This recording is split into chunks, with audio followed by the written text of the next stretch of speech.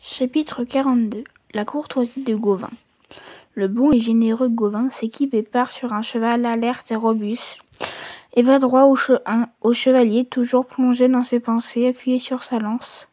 Mais le soleil avait déjà fait disparaître 2 gouttes de sang dans la neige. Seule la troisième restait encore intacte.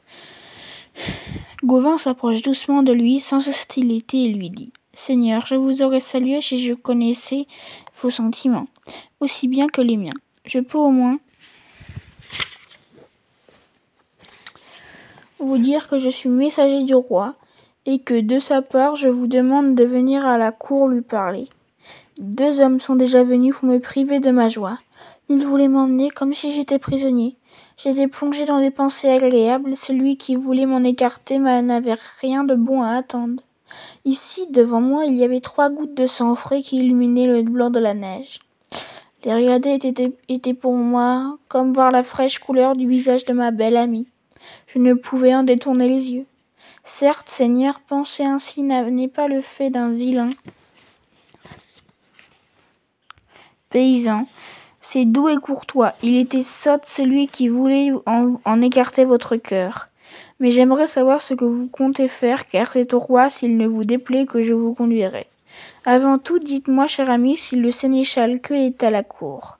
Assurément, il y est. Sachez que c'est lui qui vous a livré l'assaut qui lui a valu le bras droit cassé et l'épaule déboîtée. Alors la demoiselle qui l'avait frappé a été bien vengée. » À ces mots, Gauvin sursaute. « Ah, c'est donc vous que le roi cherche ? Au nom du ciel, comment vous appelez-vous ? » ?»« Perceval, Seigneur. Et vous ? » ?»« Je me nomme Gauvin. »« Gauvin ? Oui, c'est cela. Perceval, réjouit dit. J'ai entendu parler de vous en plusieurs endroits. Ce que je désire le plus, c'est de partager votre compagnie, si cela vous convient. Cela me plaît autant qu'à vous, et peut-être même davantage, répond Gauvin. Vous avez ma parole, j'irai volontiers là où vous voudrez. Ils se jettent dans les bras l'un de l'autre, ôtent leur équipement et s'en vont joyeusement. Des valets qui les ont vus du haut de leur poste d'observation préviennent aussitôt le roi.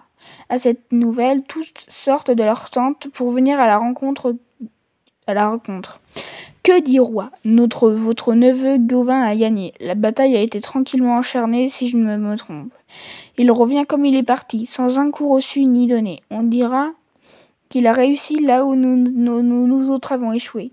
Il en tira des hauts honneurs à juste titre.